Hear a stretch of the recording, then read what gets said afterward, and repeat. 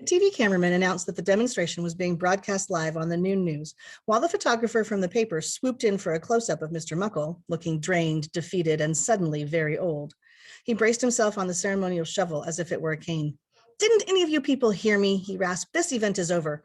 Done. You can all go home now." The mayor, Councilman Grandy, and the man from the Chamber of Commerce stealthily retreated to their limousine, while Leroy Brannett plodded off to his trailer in search of a cold beer. Officer Delinko leaned against the fence, writing up a report. Roy was in an eerie yet tranquil daze. Some girl started singing a famous old folk song called "This Land is Your Land." It was Beatrice, of all people, and her voice was surprisingly lovely and soft. Before long, the other kids were singing along too. Roy shut his eyes and felt like he was floating on the sunny slope of a cloud. "Excuse me, hotshot, got room for one more?" Roy blinked open his eyes and broke into a grin. "Yes, ma'am," he said. Mother Paula stepped between him and Garrett to join the circle. Her voice was gravelly, but she could carry a tune just fine. The demonstration went on for another hour. 2 other TV crews showed up, along with a couple of extra Coconut Cove police cruisers summoned by Officer Delinko. Chuck Muckle exhorted the newly arrived lawmen to arrest the protesters for trespassing, truancy, and disturbing the peace. The suggestion was firmly rejected, a sergeant informing Mr. Muckle that handcuffing a bunch of middle school kids wouldn't be good for the public safety department's image. The situation remained fairly stable until the flamboyant arrival of Lana Leap, who'd spotted her son on the TV news. She was all dressed up like she'd been invited to a party, and she wasn't the least bit shy about sticking her nose in front of the cameras. Roy overheard her tell a reporter how proud she was of her boy, risking his freedom to save the poor, helpless owls. "He's my brave little champion," Lana crowed obnoxiously. With a phony squeal of affection, she charged toward the wall of humanity that encircled her son. Beatrice ordered everyone to lock arms, blocking Lana's path. There was one hairy moment when Lana and her stepdaughter stood glowering at each other, eye to eye, as if they were about to tangle. Garrett broke the standoff with a phenomenal fake fart that sent Lana reeling backward in horror. Roy nudged Beatrice. "Look up there." Overhead, a small, dusky-colored bird was flying in marvelous, daring corkscrews. Roy and Beatrice watched in delight as it banked lower and lower, finishing with a radical dive toward the burrow at the center of the circle. Everyone whirled to see where the bird had landed. All of a sudden, the singing stopped. There was Mullet Fingers, trying not to giggle, the daredevil owl perched calmly on the crown of his head. "Don't worry, little guy," the boy said. "You're safe for now." Chapter 21. Napoleon? Napoleon Bridger. Roy read the name aloud. "It's certainly colorful," his mother remarked. They were at the breakfast table, Mrs. Eberhardt carefully clipping articles and photographs from the morning newspaper. The front page featured a picture of Roy, Beatrice, and Mother Paula clasping hands in the circle at the demonstration. The head of Beatrice's stepbrother could be seen in the background, looking very much like a fallen coconut with a blonde toupee. The caption beneath the photograph revealed Mother Paula as an actress and former beauty queen named Kimberly Lou Dixon. Beatrice's stepbrother was identified as Napoleon Bridger Leap. "Is he back home now?" Roy's mother asked. "I don't know if he'd call it that," Roy said, "but he's back with his mom and stepfather." At the scene of the student protest, Lana Leap had pitched a weepy, spluttering fit and demanded to be reunited with her son. Not knowing any better, police officers had let her out of the crowd toward Mullet Fingers, spooking the bold little owl away from the boy.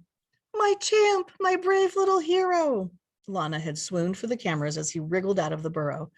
Roy and Beatrice had watched in helpless disgust as she'd locked Mullet Fingers in a smothering, melodramatic hug. Mrs. Eberhardt clipped out the newspaper photo of Lana posing with the boy, who looked extremely uncomfortable. "Maybe things will be better between the two of them," Roy's mother said hopefully. "No, Mom, she just wanted to be on TV." Roy reached for his backpack. "I better get going." "Your father wants to see you before school." "Oh." Mr. Eberhardt had worked late the previous night, and Roy had already gone to sleep by the time he'd gotten home. "Is he mad?" Roy asked his mother. "I don't think so. Mad about what?" Roy painted at the paper, checkerboarded with scissor holes. "About what happened yesterday, about what me and Beatrice did." "Honey, you didn't break any laws. You didn't hurt anybody," Mrs. Eberhardt said. "All you did was speak out for what you believed was right. Your dad respects that." Roy knew that respects wasn't necessarily the same thing as agrees with. He had a feeling his father was sympathetic on the owl issue, but Mr. Eberhardt had never come out and said so. Mom, is Mother Paula still going to build the pancake house? I don't know, Roy. Apparently, this Mr. Muckle fellow lost his temper and tried to strangle a reporter when she asked the same question. No way. Roy and Beatrice had left before the impromptu press conference was over. Mrs. Eberhardt held up the clipping. Says so right here. Roy couldn't believe how much space the newspaper had devoted to the owl protest. It must have been the biggest story to hit Coconut Cove since the last hurricane. His mother said, the phone started ringing at 6 this morning. Your dad made me take it off the hook. I'm really sorry, Mom. Don't be silly. I'm making a whole scrapbook, honey, something to show your children and grandchildren. I'd rather show them the owls, Roy thought, if there were any left by then. Roy, it was his father calling from the den. Could you please get the door? A thin young woman with short-cropped black hair greeted Roy on the front steps. She was armed with a spiral notebook and a ballpoint pen. Hi, I'm from the Gazette, she announced. Thanks, but we've already got a subscription. The woman laughed. Oh, I don't sell the newspaper. I write it. She extended a hand. Kelly Colfax. On her neck, Roy noticed several bluish, finger-sized marks that resembled the bruises that Dana Matherson had left on him. Roy figured that Kelly Colfax was the reporter whom Chuck Muckle had tried to choke. I'll go get my father, he said. Oh, that's not necessary. It's you I want to speak with, she said. You are Roy Eberhardt, right? Roy felt trapped. He didn't want to act rude, but he certainly didn't want to say anything that might cause more trouble for Mullet Fingers. Kelly Colfax began firing questions. How did you get involved in the demonstration? Are you friends with Napoleon Bridger Leap? Were you two involved in the vandalism incidents on the Mother Paula's property? Do you like pancakes? What kind of pancakes? Roy's head was whirling. Finally, he broke in and said, look, I just went there to stand up for the owls. That's all. As the reporter jotted down Roy's words, the door swung open, and there stood Mr. Eberhardt, shaved, showered, and neatly dressed in one of his gray suits. Excuse me, ma'am. May I have a word with my son? Absolutely, said Kelly Colfax. Mr. Eberhardt brought Roy inside and closed the door. Roy, you don't have to answer any of her questions, but I just want her to know, here, give her this. Roy's father clicked open his briefcase and removed a thick manila folder.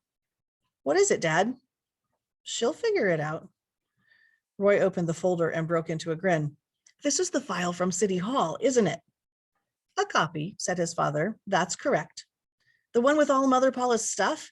I tried to find it, but it wasn't there, Roy said. Now I know why.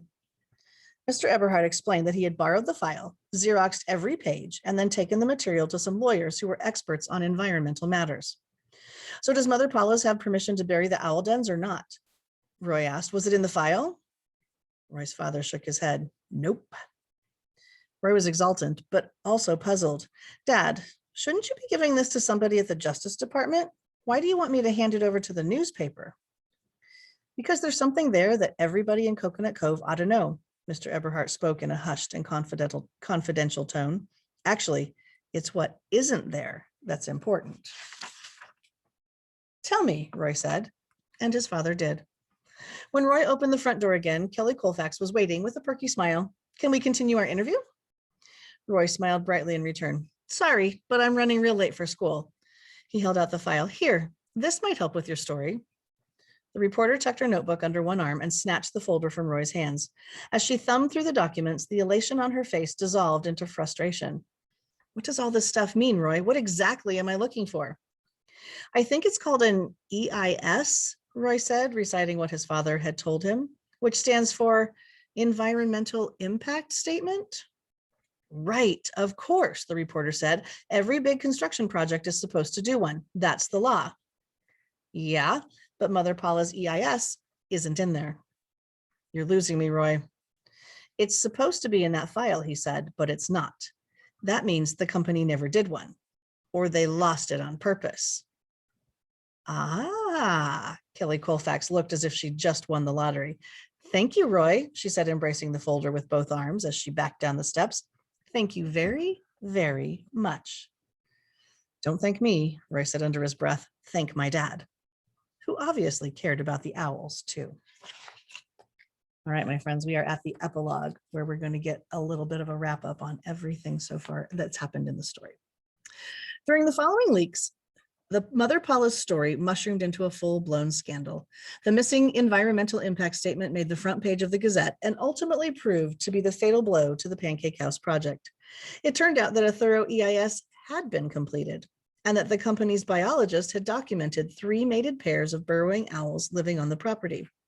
In Florida, the birds were strictly protected as a species of special concern, so their presence on the Mother Paula site would have created serious legal problems and a public relations disaster if it had become widely known. Consequently, the environmental impact statement conveniently disappeared from the city files. The report later turned up in a golf bag owned by Councilman Bruce Grandy, along with an envelope containing approximately $4,500 in cash. Councilman Grandy indignantly denied that the money was a bribe from the pancake people. Then he rushed out and hired the most expensive defense lawyer in Fort Myers. Meanwhile, Kimberly Lou Dixon quit her TV role as Mother Paula, declaring she wouldn't work for a company that would bury baby owls just to sell a few flapjacks. The climax of a tearful announcement came when she displayed her life membership card from the Audubon Society, a moment captured by Entertainment Tonight, Inside Hollywood, and People magazine, which also published the picture of Kimberly Lou, Roy, and Beatrice hand in hand at the owl protest. It was more media attention than Kimberly Lou Dixon had received as the Miss America runner-up, or even as the future star of Mutant Invaders from Jupiter 7. Roy's mother kept track of the actress's soaring career in the show business columns, where it was reported that she'd signed a deal to appear in the next Adam Sandler movie. By contrast, the owl publicity was a nightmare for Mother Paula's All-American Pancake Houses Incorporated, which found itself the subject of an unflattering front-page article in the Wall Street Journal. Immediately, the price of the company's stock began sinking like a stone. After going wacko at the groundbreaking ceremony, Chuck E. Muckle got demoted to the post of Assistant Junior Vice President. Although he did not go to jail for choking the newspaper reporter, he was forced to take a class called How to Manage Your Anger, which he failed. Soon afterward, he resigned from the Pancake Company and took a job as a cruise director in Miami. In the end, Mother Paula's had no choice but to abandon its plan to put a restaurant on the corner of East Oriole and Woodbury. There were the nagging headlines about the missing EIS, the embarrassing resignation of Kimberly Lou Dixon, the TV footage of Chuck Muckle throttling Kelly Colfax, and last but not least, those darn owls. Everybody was upset about the owls. NBC and CBS sent film crews to Trace Middle School to meet with the student protesters, as well as with faculty members. Roy lay low, but he later heard from Garrett that Miss Hennepin had given an interview in which she praised the kids who took part in the lunchtime protests and claimed she'd encourage them to participate. Roy was always amused when grown-ups lied to make themselves look more important. He wasn't watching TV that evening, but his mother burst in to report that Tom Brokaw was talking about him and Beatrice on the network news. Mrs. Eberhardt led Roy to the living room just in time to hear the president of Mother Paula's promise to preserve the Coconut Cove property as a permanent sanctuary for burrowing owls and to donate $50,000 to the Nature Conservancy. We want to assure all our customers that Mother Paula's remains strongly committed to protecting our environment, he said, and we deeply regret that the careless actions of a few former employees and contractors may have put these unique little birds in jeopardy. What a crock, Roy muttered. Roy Andrew Eberhardt. Sorry, Mom, but the guy's not telling the truth. He knew about the owls. They all knew about the owls. Mr. Eberhardt muted the television set. Roy's right, Lizzie. They're just covering their butts. Well, the important thing is you did it, Roy's mother told him. The birds are safe from the pancake people. You should feel great about that.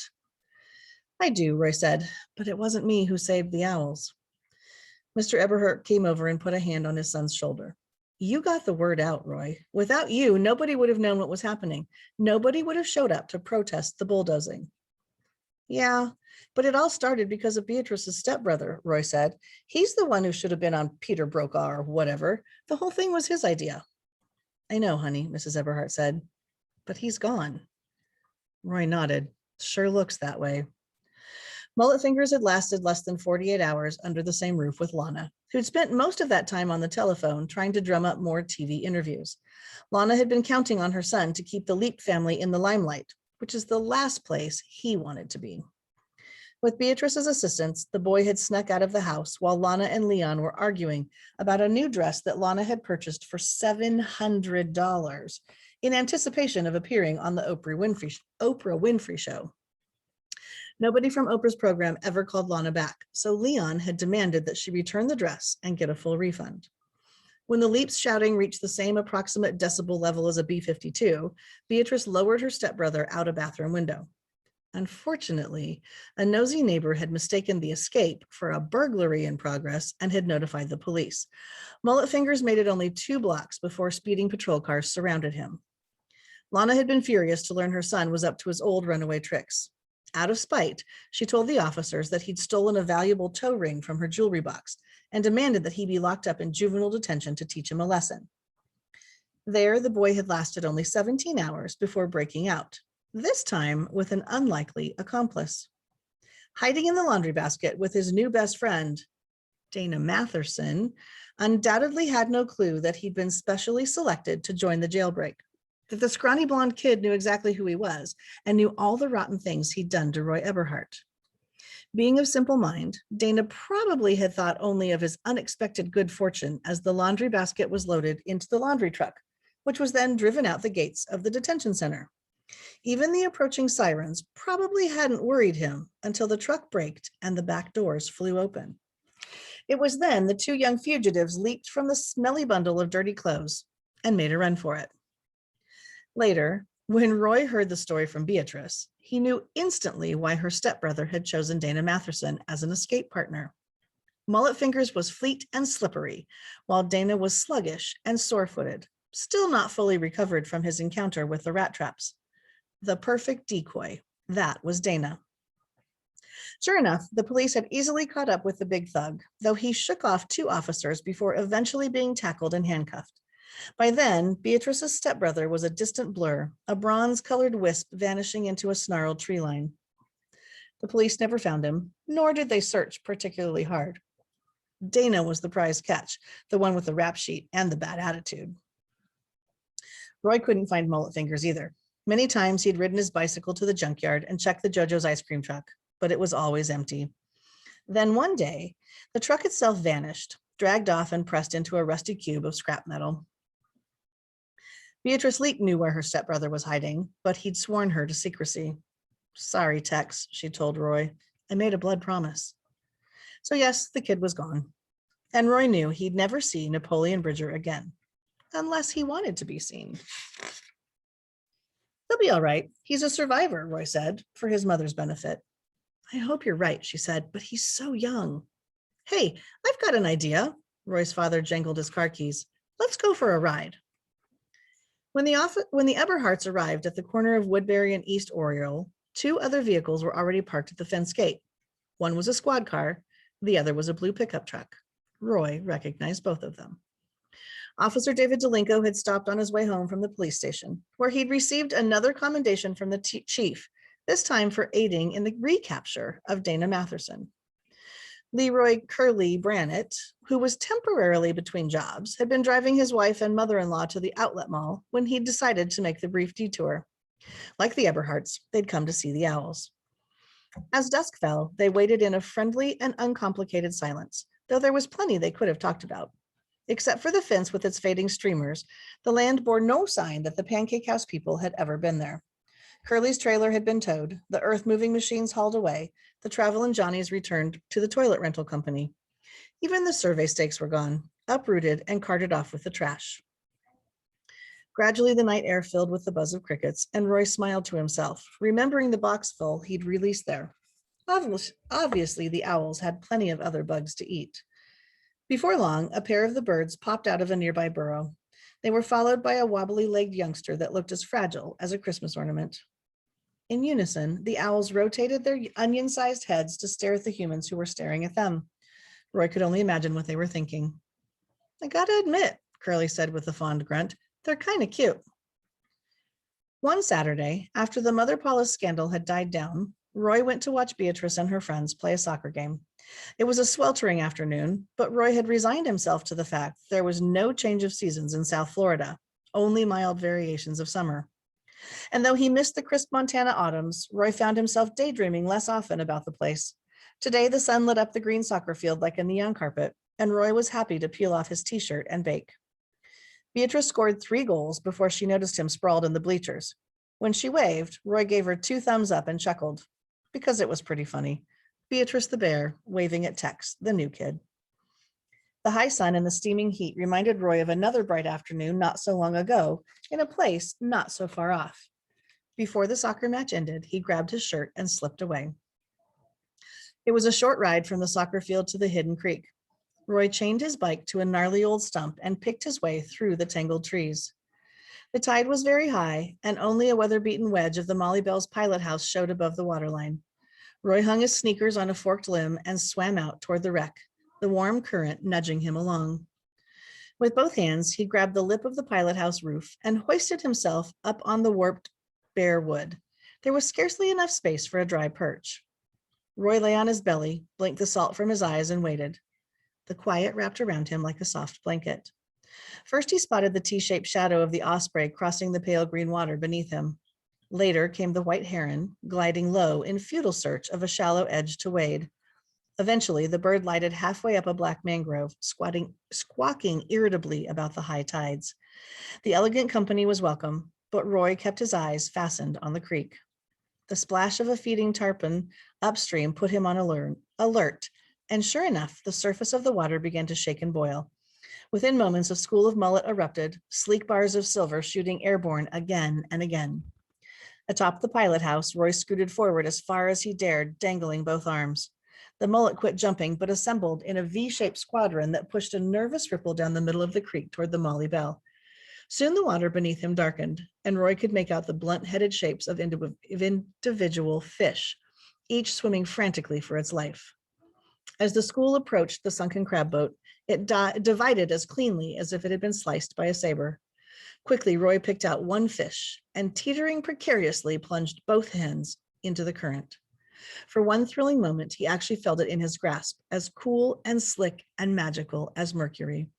He squeezed his fingers into fists, but the mullet easily jetted free, leaping once before it rejoined the fleeing school. Roy stood up and gazed at his dripping, empty palms. Impossible, he thought. Nobody could catch one of those darn things barehanded, not even Beatrice's stepbrother. It must have been a trick, some kind of magical, some clever illusion. A noise like a laugh came out of the dense knotted mangroves. Roy assumed it was the heron, but when he looked up, he saw that the bird had gone. Slowly he rose, shielding his brow from the sun's glare.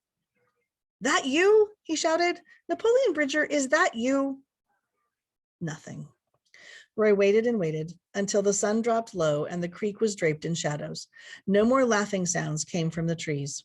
Reluctantly, he slid off the Molly Bell and let the falling tide carry him to the shore.